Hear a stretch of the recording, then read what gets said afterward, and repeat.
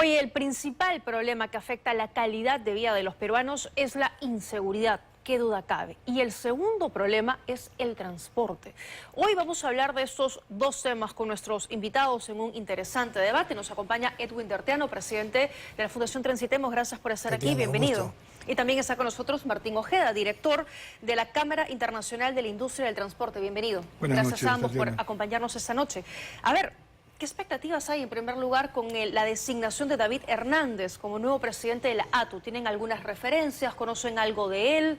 ¿Hay expectativas positivas? Es un honor que Edwin me dé la iniciativa. Bueno, desde el año 2003 hemos conversado estos temas con Martín y lamentablemente qué poco hemos avanzado, ¿no? Sí, ¿no? De tratando de cambiar esta realidad, ¿no? O sea, lo que acaba de decir, la informalidad superando ampliamente a la formalidad, en fin, es un tema. Gracias, Edwin.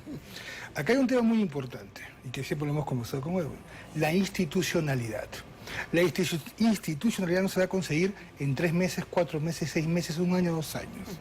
Y es lamentable, y lo digo por ejemplo, y lo que nos conocemos tantos años, lo vamos a Chile, 2003, el director de transporte de Chile, 2003, me lo encuentro 2022, director de transporte de Chile.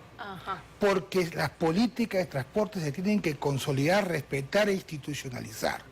¿Cuántos directores hemos tenido en un año de la ATU? 3. Ahora con David 3. Sí, tenemos un cuadro, si nos permite, justamente haciendo referencia a lo que usted dice, que es muy cierto, ¿no? Ha habido una alta rotación en las presidencias de la ATU. Humberto Valenzuela inició en junio del 2019 y se fue en octubre, o sea, solo estuvo 4 meses. María Jara es la que más ha durado, de octubre del 2019 a mayo del 2023, 3 años y 7 meses.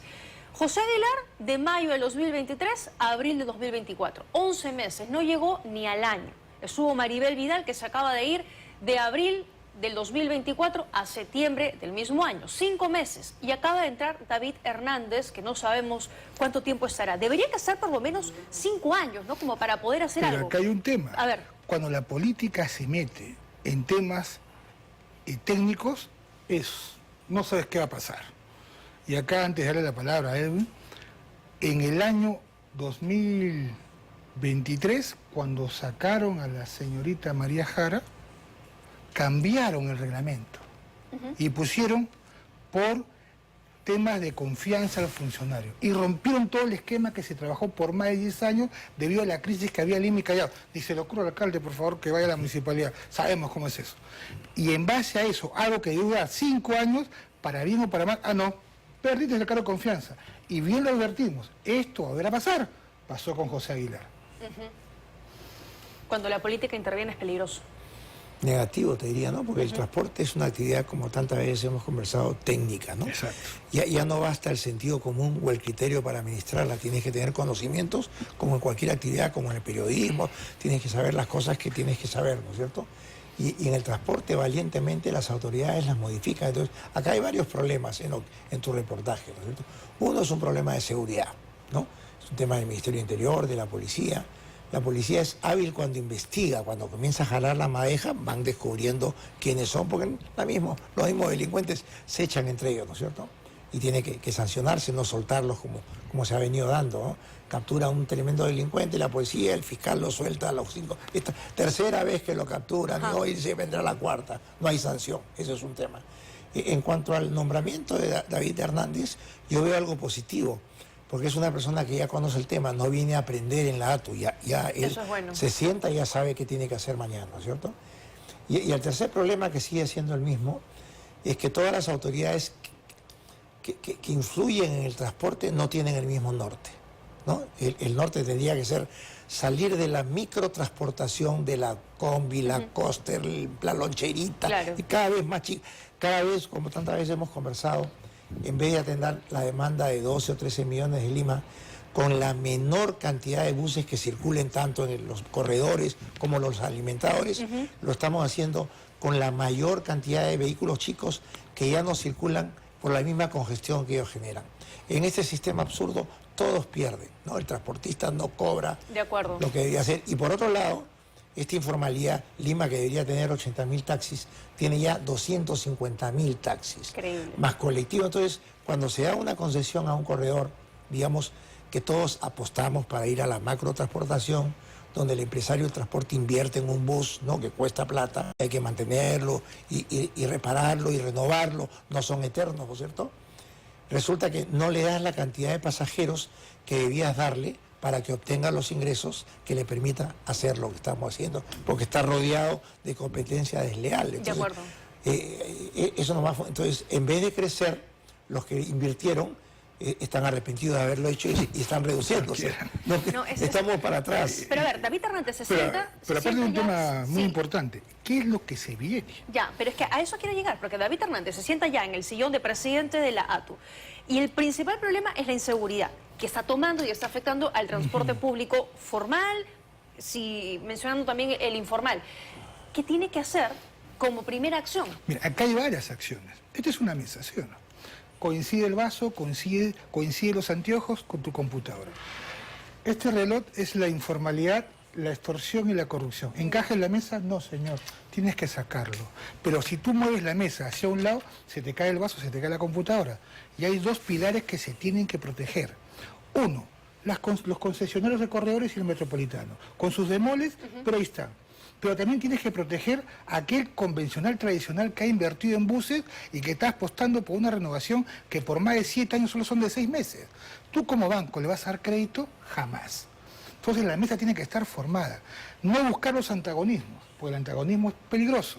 No solamente son concesionarios, metropolitano y corredor, porque el 87% de la flota es tradicional.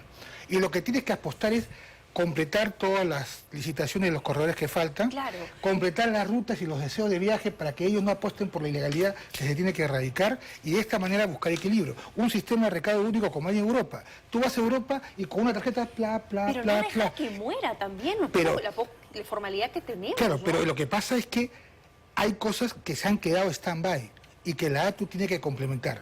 No el odio entre el tradicional y los corredores, porque al final son empresarios que buscan la formalidad. Y si él ha sido director de fiscalización y director de operaciones, el plan regulador falta. El tema de la ley que salió en el Congreso por 5 años no se ha dado. Entonces esperemos que esos resultados se den. De acuerdo. Pero a ver, tampoco dejar, insisto, morir a lo poco de formalidad que tenemos. Claro. El señor Hermoso en su nota se ha quejado muchísimas veces de la mala gestión de la ATU y decía, la inacción de la ATU está haciendo que quebremos, ya hemos perdido flota, estamos quebrando. Algo tan simple como reforzar nuestros buses con láminas de seguridad, no lo podemos hacer si la ATU no aprueba previamente el reglamento y cambia esto. Entonces, digo, ¿en qué está la ATU? Pero como comentábamos, ¿tú crees que una política de transporte va a durar lo que duran los presidentes directorios? Es imposible. Porque ¿sabes qué va a pasar? El que viene trae su propio cuerpo técnico. Y como una vez decía Edwin, ¿te acuerdas, Edwin? Comienzas de cero. Ahora, el problema es que en el Perú todas estas entidades nacen un poquito cojas, ¿no es cierto? Porque la ATU, por ejemplo, salió cuando Lima y Callao se traslapaban con Urba, digamos, ¿no? O sea, un municipio se traslapa al otro y los dos daban normas autorizando rutas, ¿no? Y entró Guarochirí. Entonces vino hace años un inglés que estaba reestructurando el tránsito en Londres, ciudad también de 12 millones de habitantes, pero obviamente con otra realidad económica, y fue el primero que la vio. Dijo, cuando dos ciudades conurban, ¿no es cierto?, hay que formar una entidad única, y ahí nace la ATU. Y la ATU nacía como un ente autónomo, no dependía del ministro de turno, que además, como tantas veces hemos conversado, llega sin conocer el transporte, sí, claro, ¿no? Entonces, y sus funcionarios deberían elegirse a cada 5 años por meritocracia, ¿no? Quienes lo forman tienen que ser gente que conoce el transporte. Y además había un comité consultivo que era del sector privado, academia, fundaciones, gente que sabe el problema del transporte y estaba al costado para justamente evitar que se cometan errores. Eso no se dio, ¿no? Y cuando sacan a María Jara, rompen esta institucionalidad, que es un poco lo que está defendiendo Martín, y pasó a ser nombrado por el ministro, o sea, pasó a depender directamente del ministro. O sea, de la política. Debió durar 5 años, pasaron los 5 años, ahí se estiró el mandato de la señora que acaba de renunciar, y ahora han nombrado a Martín, que como digo, le doy el beneficio, lo conozco, es honesto, sabe, ¿no? Entonces no está viniendo a aprender. lo cual es bueno y malo para él, porque se le va a exigir al día siguiente, ¿no es cierto? Exacto, a eso voy, porque estamos contra el tiempo, ¿no? Entonces, la inseguridad sigue atacando todos los días a la formalidad. ¿Qué otras entidades tienen que ver con el transporte? El Congreso, indirectamente, ¿no? Porque el Congreso, ¿no? Es el que de alguna forma ha contribuido a este camino a la informalidad, viendo el transporte como una agencia de empleo. El transporte no es una agencia de empleo, es un servicio importantísimo para la ciudad, para el país, para el pasajero, ¿no es cierto? A tal extremo de que Lima, que comentábamos la vez pasada, debería tener 80.000 taxis, que es lo que tiene Buenos Aires, tiene 250.000 taxis. Ya estamos desbordados. ¿No? Entonces, cada taxista pretende llevar al final del día, luego de pagar el gas, el combustible, las diversas cosas directas del mantenimiento inmediato del vehículo, pretende llevarse 80 a 60 soles al día, que es lo que ganan, ¿no? Claro. Pero el daño que hace es mayor en congestión, en contaminación, en consumo. O sea, a la ciudad le saldría más barato decir, toma tus 60 soles y no salgas a trabajar mañana. Me cuesta muy caro. Un alivio, un ¿no? alivio. Yo me pregunto, ¿ustedes que saben del tema de transporte desde hace muchísimos años, se han reunido en algún momento, así como otras entidades, con el ministro del Interior?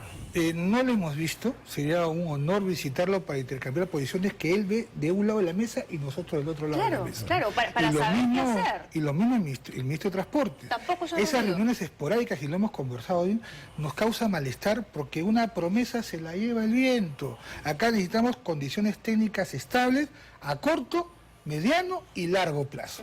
Y no estar rezando a la Virgen para que se le ilumine con el Espíritu Santo y la situación se arregle. Porque lo único que va a originar lo que lamentablemente pasa, una posición de paralización. ¿En qué país se para por seguridad? ¿En qué país se para por formalidad? En el Perú, señores. Porque los políticos defienden a los ilegales como si fueran sus hijos. Y nos tratan a los formales como si fuéramos centenados.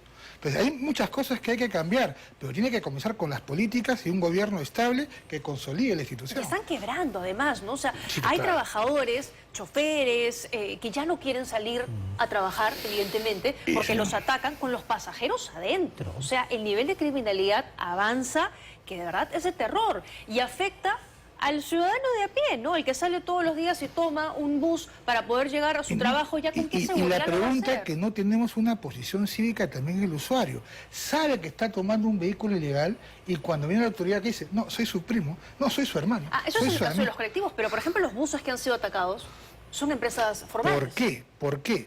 Ya bien lo dijo el general de la IRINCRI cuando nos explicó los tipos de problemas de ilícitos penales derivados de la extorsión, lo que se llama el falso chalequeo. Por eso que los que están hablando lo combinan. El falso chalequeo es cuando una empresa ilegal, alguien le dice, hola, ¿cómo estás? Yo te defiendo, a ti nadie te va a tocar, ni la policía, ni la ATU, ni la SUTRAN. ¿Cómo? No te preocupes, ese es falso chalequeo. Y al final deriva en otros actos ilícitos que Y a están... cambio me pagas. Ah, lógico. Y eso está afectando el transporte. Y acá el que tienen que intervenir no es la ATU, es la policía, y como bien lo pidió la ex presidenta de directorio de la ATU, un Consejo de Estado, porque la policía le echa la culpa al Ministerio Público, el Ministerio Público le echa la culpa al Poder, entonces todo el mundo no asume su responsabilidad. Es que ese es otro problema, ¿no? Autoridades enfrentadas, cada uno peleándose con el otro, lejos de caminar en un mismo sentido. No Entonces, tienen el mismo norte, así No de tienen simple, el ¿no es Están en cierto? carreteras Mira, distintas. el tema acá de fondo sigue siendo el mismo. Como decía, en el año 2003 nos reuníamos cuando estaba el señor Ortiz de ministro, que fuimos a buscarlo, los diversos gremios, y dijimos, oiga, venimos a ayudarlo a mejorar el transporte. Nosotros sabemos lo que sabemos, usted tiene en el ministerio no necesariamente mucho personal técnico, podemos darle soporte. Y nos reuníamos, Joaquín, Martín en esa época era asesor del ministerio, entonces con él, con Paul Concha, con Elio Tarazona. nos reuníamos cada 15 días y se vio muchas cosas, peso por eje, un montón de cosas Reglamento de técnicas, vehículos. ¿no es cierto? Reglamento. Técnicas, exacto. Y fue la única vez, y luego después también con el ministro Enrique Cornejo abrió las puertas del ministerio y pudimos conversar. De ahí el resto de ministros se han encerrado un poco en su tema. Entonces, estos propietarios de buses son empresarios, es una persona que se juntan, hacen una pequeña empresa e invierten. ¿Qué te pide cualquier empresario en cualquier actividad? Dame estabilidad, no me cambies las normas, no me regales nada, pero dame estabilidad para poder yo proyectar y crecer. No, si no le das eso, ¿y qué pasa el transporte en todas las ciudades civilizadas? Tú ves unos sistemas de transporte maravillosos, están subvencionados, ¿no? El pasajero generalmente paga la mitad del pasaje. La otra mitad la pone la ciudad, porque gracias al transporte la ciudad funciona. ¿De dónde saca? De los arbitrios, de los ingresos que tiene la ciudad. Pero qué difícil es subvencionar un transporte informal, ¿no? Porque tú subvencionas al transportista, ya sea por kilómetros recorridos o por pasajes vendidos, que con el sistema estos electrónicos sabes exactamente cuánto te voy a subvencionar, un sol, medio sol por pasaje, entonces te cubro. Pero vamos a tener la cantidad de buses que se requieren, la cantidad de taxis que se requieren. El taxi en cualquier ciudad civilizada es una concesión. Exacto. Yo, ciudad, soy dueño de las pistas y de los pasajeros. Exacto. Y concesiono. Entonces, en el caso de Lima, iré no más de 75.000 taxis para garantizarle que van a sobrevivir. Sobre ese tema, justamente sobre la subvención, ha hablado hoy el ministro de Transportes y Comunicaciones. Vamos a escucharlo de él. Estamos ya coordinando también con el equipo de ATU y el Ministerio. Estamos trabajando un decreto legislativo que va a ayudar a resolver la problemática de los corredores complementarios. Y también la del metropolitano y también la de otras rutas regulares. En todas las ciudades el transporte urbano tiene un componente de subsidio. Y vamos a implementar, espero en las próximas semanas se publique ya el decreto legislativo para el cual fuimos habilitados en el marco de la delegación de facultades, y con eso vamos a poder ya tener un marco normativo que permita abordar toda esta problemática de rentabilidad que tienen los corredores complementarios, el metropolitano y también el transporte regular. A ver, hay que empezar por algo, ¿no? ¿Qué le parece? ¿No? Él me ha tocado un tema en el 2003, no vas a dejar, coordinación entre el empresariado y la autoridad. Nosotros, cuando lo escuchamos, qué bien, porque como bien indicaba, en el mundo está subsidiado el transporte urbano, pero acá hay un problema. La extinción de dominio que hemos hablado acá, que es una expropiación, fue un decreto legislativo. ¿Nos consultaron? Entonces le pedimos al ministro que coordine con las entidades especializadas, con los gremios especializados, que puede ser muy abierto, antes de publicar un decreto legislativo, porque a veces puede ser con muy buenas intenciones, pero el camino al infierno está empedrado de buenas intenciones. Y como bien indicaba en la mesa, cuando dijo corredores, dijo que también el transporte tradicional, también algunas empresas que están trabajando en el transporte normal y formal. Por eso, él nos debería invitar. Pero aprovecho tu programa para que nos invite. Sí, claro, porque además pasa mucho lo que hemos comentado, ¿no? Que en el MTC no hay los técnicos especializados, están llenos muchas veces de abogados que no conocen realmente la materia del transporte, ¿no? O sea, sí es importante que los convoquen. Toda la razón. Cuando yo lo conocí a Edwin, que yo soy abogado, me dijo, está lleno de abogados, un ingeniero mecánico. Así que no. Es el consejo de mi vida, así que todos los días debo transporte. Claro.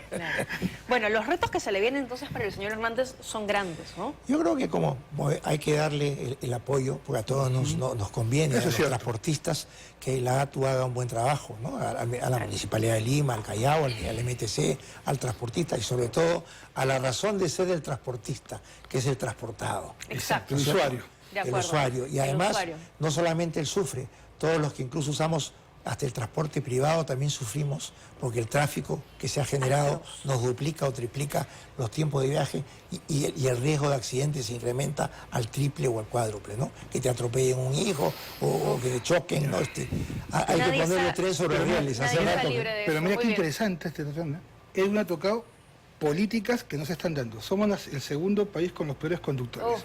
Somos entre los 2 primeros de toda Latinoamérica en accidentes y fatalidad. Es un trabajo conjunto. Pero nos estamos esforzando para ser el primero entre los malos conductores. No lleguemos a eso. No lleguemos a eso. Gracias, señor Delpiano. Gracias, señor Ojeda. Los dos muy gentiles por haber estado aquí. Una mesa interesante. Ojalá algo de lo que hemos conversado esta noche llegue a la ATU y al MTC. Gracias a los dos por haber estado aquí. Y vamos